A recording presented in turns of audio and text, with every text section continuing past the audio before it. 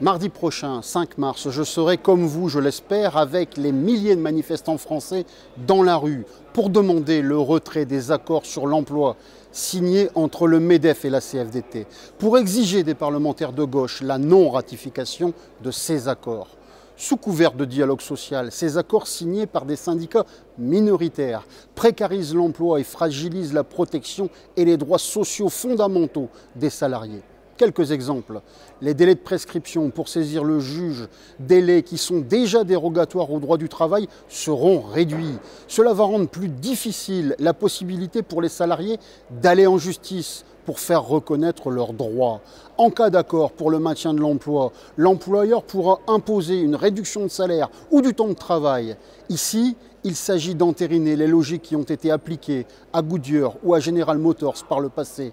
C'est aussi légaliser un mécanisme vieux comme le capitalisme, compresser le prix du travail des salariés pour augmenter le taux de profit des patrons.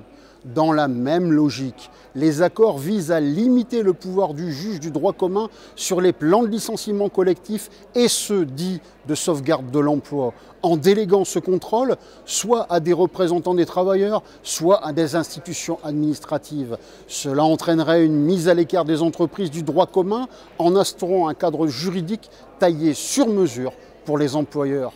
Voici certaines des raisons qui me poussent, avec mon parti, le Parti communiste français, avec des milliers de syndicalistes et de citoyens, à refuser les accords tels qu'ils ont été négociés. En tant que parlementaire européen, je voudrais ajouter un dernier mot. On caricature souvent les Français comme étant des manifestants et des grévistes perpétuels. Mais vous devez le savoir, partout en Europe souffle un vent de révolte. Les peuples se mobilisent contre les logiques austéritaires, contre la casse des droits sociaux. Ce vent a déjà soulevé l'Espagne, où des vagues citoyennes secouent le pays et revendiquent le droit à la santé ou à l'éducation. Après la Grèce et le Portugal, ce vent aborde aujourd'hui les côtes de la France.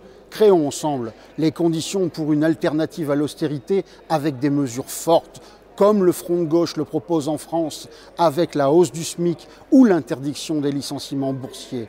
Comme mon groupe parlementaire, la GUE-NGL, le propose au Parlement européen, avec la lutte contre les politiques de libéralisation du fret ou contre la carte blanche donnée aux logiques de concurrence.